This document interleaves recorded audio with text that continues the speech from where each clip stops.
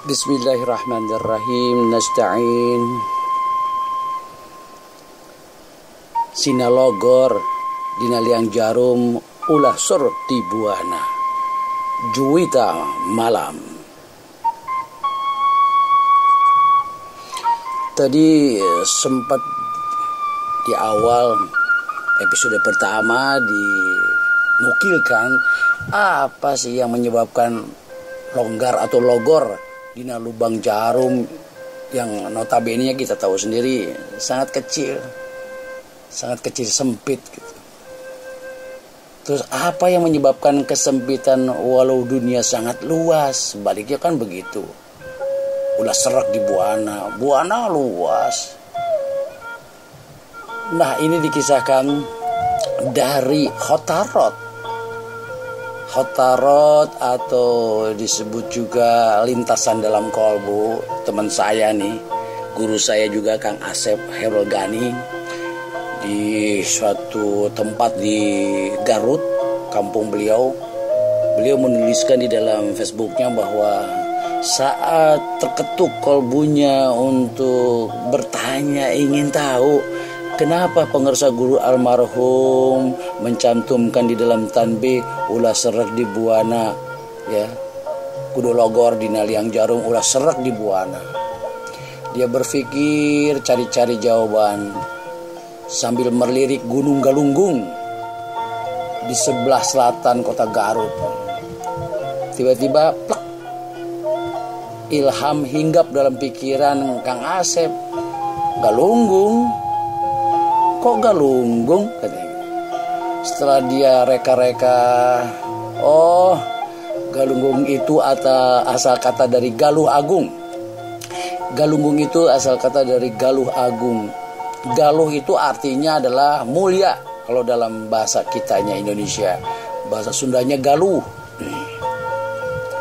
Galuh, galih adalah merupakan upaya penyadaran, kesadaran rohaniah kita dalam hal ini, ya, kecerdasan rohaniah kita, dan juga satu kenyamanan atau kejongjonan, cool, nikmat, ajeb di dalam kolbu kita. Memang tingkat ataupun juga perolehan daripada galuh galih kemuliaan itu tidak semua orang mendapatkannya. Hanya segelintir dalam perjalanan sejarah manusia yang memiliki galuh agung atau galunggung ini, yaitu orang yang terjaga dalam kesadaran diri. Dia sadar bahwa dirinya ini benar-benar dari mana, sedang di mana, dan akan kemana. Ini salah satu langkah dasar yang bukan hanya sekedar ucapan. Kesadaran diri, mengenal diri adalah satu hal yang niscaya dalam kehidupan kita, dalam perjalanan kita untuk kembali kepada Allah Subhanahu wa Ta'ala. Di dalam surat Ali Imran pun demikian. Allah telah firmankan, informasikan, inna fi khalqis samawati wal ardi wa ikhtilafil laili wan nahari la ayatil liulil albab. Kalau zaman dulu memahami ayat ini tidak sembarangan. Para filsuf, para orang-orang thariqah selalu menggali ayat ini. Kenapa Allah menyebut langit dulu? Inna fi khalqis samawati wal ard. Fis samawati, langit-langitan tuh, 7 lapis langit. Ada apa di malam hari dengan langit? Nah, itu diubek lagi, dipelajari lagi. Ada rahasia apa Allah menyebut fis samawati? Langit dulu, kenapa bukan fil ardi baru bumi? Itu diteropong dulu, ada apa di langit? Ada apa di bumi? Kenapa langit dulu? Kenapa baru bumi disebut? Al-ulil albab, mereka yang berpikir dengan apa? Ya tentu saja hal ini perlu kita kaji lagi, karena diriwayatkan dalam Ibnu Katsir, Rasulullah ini nangis ketika memahami, menyelami menghayati ayat ini, inna fi khalqis samawati wal ardi wakhtilafil laili wan nahari la ayatil liulil albab. Siapa orang yang albab itu? Ya. Nah, ini yang kita sandingkan kepada galuh galih sesuatu penyadaran, kecerdasan dan juga kesadaran akan diri kita, cerdas pemikirannya serta aman untuk kondisi sekitarnya. Orang yang memiliki galuh agung pasti mampu hidup. Kita telah lagi. Gusri for Juwita malam.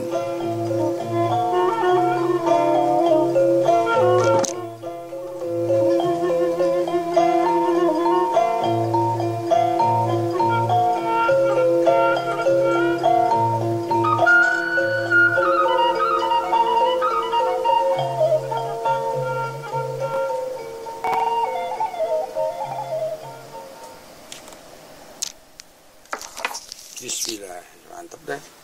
Aduh, moga-moga dapet. Ya Allah, moga-moga dapet ya Allah. 6 menit lumayan dah, nggak apa-apa lah, masih bisa dibuka. Semoga masih bisa dibuka ya Allah.